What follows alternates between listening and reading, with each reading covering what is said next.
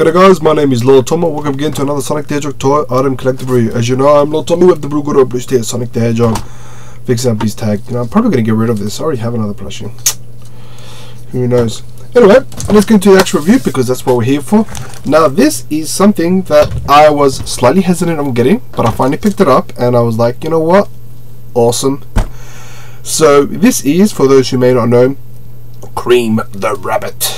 Now, for whatever reason, I don't know why they decided to call this Cream, but it is what it is. Her mother is, I'm pretty sure her mother's name Vanilla the Rabbit, and she's meant to have a child. Well, not in this plush set, but in the general story wise of, or canon or comic, whatever you want to read, she has like a floating little towels. Yeah, it's late. A floating chow, guys. Have I been saying towels? Probably. Who knows? So a flying chow, and that she calls cheese. So yeah, this is the actual plushie itself, which is Cream the Rabbit. It is from none other than the phenomenal great company known as GE Entertainment, or Great Eastern. I'm just reading the tag here, guys.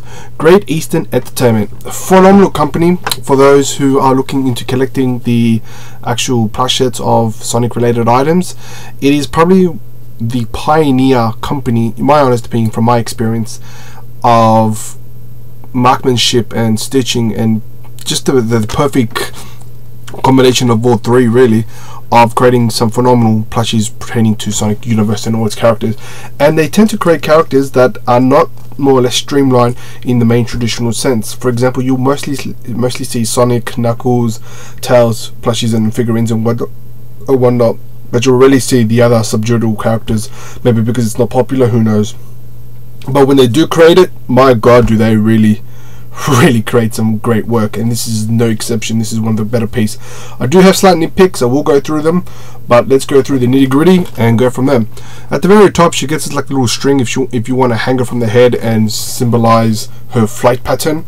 I'm not, but it is there if you want it. Now, of course, you have the phenomenal wall stitching all throughout the head, and including her actual nose, which is more or less like a little button of sorts. Is it a button? I don't know. It's pretty stern, pretty well done. And of course you have her, put this down, her actual face there and her eyes. Now, you'll slightly pick it up. You can definitely from seeing this from this side. It is basically kind of like an ion type of synthetic. Is that even a word? I'm gonna make words up just for this review. It's kind of like a ironed on sticker of sorts onto the actual face, which is both the eyes and the actual mouth itself. Now, I haven't actively done it, but I feel like you could rip it off provided that you apply force. I'm not saying you would or you should, but I guess if you want your Cream the Rabbit to be blind in combat, you could, I suppose, but not. But it's just that sort of the material, so it's not stitches or anything. It's kind of like a stick of sorts that's been ironed on. I'm sure there's a proper terminology for it, and I'm obviously going to get, you know, hit hard in the comments telling me what is the correct one, but I'm going to describe it as is because why not? It's my review. So her ears are phenomenally well done. It doesn't have as much stuffing in terms of cotton or whatever it's, what is meant to be inside it. Let us look at the tag. Polyester fiber, it would appear so. Polyester fiber used as stuffing material. Yeah, okay. Polyester fiber is used as the stuffing inside this actual plushie. I would imagine that the complete GE Entertainment range has the same more or less material. So the ears don't have, from what I can tell, have any real polyester fiber inside it, which I guess isn't necessarily bad, because it has one of the things that really irks me for whatever reason. As you can see, the ears don't actually move beyond that point. It is actually stitched on from the back of the head. There's a little stitching on either side. Now, I don't know if I'm gonna do it. It's probably gonna rub me the wrong way. I feel like I want to cut that stitching off so her ears can fly off and do whatever they want to do. But at the same time, why would I do that? It just irks me for whatever reason.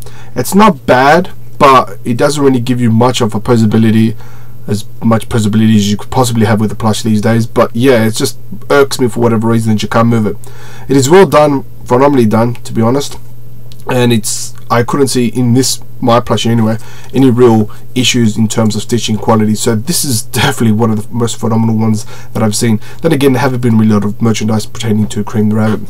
So as you can probably see, I've been fiddling around a lot with her little, whatever this is called, bow tie maybe, and that's probably the second thing that irks me. It just flips up. Now I'm not saying it's because of the bad marksmanship of makemanship, I'm pretty sure it's makemanship of the actual design itself. I think it's just because it was placed in its wrapping. This is its generic wrapping, so I'm not going to really talk about this in terms of review. And that flicks open, so I'm just going to apply probably pressure for maybe a day or two so it won't budge, so that it won't, you know, dance around as much as it is. So she's got that little bow, she's got her little collar over there, which does move if you want to do it. Great attention to detail. At the back, I don't know why they did it, but they did it. Gives them more of a deviant sort of I don't know. I'm pretty sure she has it in the cartoon and comics and all that sort of stuff. Maybe I haven't paid attention to it, but it looks like she's quite demonic. She's got like little horns at the back. I'm guessing it kind of gives you the whole, you know, hair-esque sort of vibe to it, which isn't bad. There is her tail, well stuffed. I love that, and of course the collar goes all around. Her dress, yeah, I'm pretty sure her one-piece dress, this is really irking me, is kind of well done. It's a fine material, nothing too gradual about the talker. And her undergarments, it is what it is, which looks pretty weird. I don't know why I'm showing you that, but yeah, it is what it is, and it works. So her undergarment works perfectly fine, and her dress itself looks superbly done. Her legs are well stuffed, always great to see. Her actual shoes themselves are well stuffed, well detailed, even throughout. Great detail. Now there is something that I've noticed that even I was like, well, I'm quite impressed. They could have stuck to the standard obligatory shoe, right? But they, for whatever reason, they've added the tongue of the actual shoe, which adds like an extra level of attention to detail. I thought that was just not needed, but the fact that it's there is so awesome that it is just a small attention to details that even I was able to pick it up and was like, you know what, that's not bad, that is a-okay. So yeah, there's the little tongue, and of course she has the socks there. So at the back you of course have the stitching. It is what it is, so it is what there is, but overall the plush itself is phenomenal. Very great details and very, very adorable in every conceivable way. Her hands, if I can get a decent focus, is your obligatory or stock standard design where it's just one palm of the hand and it's divided by just one stitching thread to give it that illusion that he has fingers. I'm not complaining, it's superb, it does its job, and its overall plush design is great. So the fact that they've even gone that extra detail is great. Now there is something which I'm going to assume it's just my plushie, is on this side has absolutely nothing. On this side however, you have a little dot. Now I don't know if that's part of it, I don't think so. I'm pretty sure her gloves were just white and that's it. So the fact that it's there, I don't know, it's one of those wondrous questions. I'm gonna definitely look through my comics and games to see if that's a thing that she had. I don't think so, could be wrong, who knows. And of course let's look at her tag. Her tag is at the back. That's the Great Eastern Entertainment logo. If you open it up, it just has a QR code and of course made in China and great stuff, and that's the marking at the top.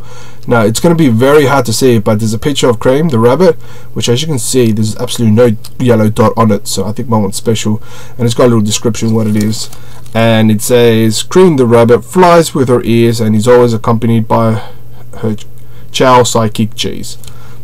Awesome. Now Great Eastern Entertainment, definitely love their work. They've done what I've always wanted them to do with every single plush designers out there. They didn't put it on the ear, they didn't put it on the plush, they put it on the actual tag itself. And you know what, awesome. I love when they do that because it's very collector friendly, to be honest. So I'm never complaining about that sort of aspect at all. So that's it for this actual plush. You cannot say any more than what you can normally say with a plush, but she's going erratic because why not? So how much I get it for, I'm pretty sure I'll check actually. I think I got it for about $12. So I got it for about $12. I got it from an online store on eBay because they actually do have this at a store called Games in Australia. I don't know what, I can't speak for any other country like the US or UK, but in Australia, Games. But when I tried to pick one up, they just ran out and they only had Sonic and Tails, and that's about it. So I was just like, you know what, I'll pick this online. Very phenomenal, 12 bucks. Still, you can still purchase it if you look out for that. Do I recommend it? Definitely rarity 1 out of 10, simply because it is still common. Will this be rare in the future? Possibly, who knows? Look, it's definitely a starting point if you want to get collecting with plushes, especially from a great company as Great Eastern Entertainment, simply because they go out of the way to create characters that isn't the stock standard Sonic, Knuckles and Tails, and that's as far as it. I am aware they're making a Chaos one, which is awesome, and a Dr. Robotnik classic version, which I'm definitely going to get when those comes out.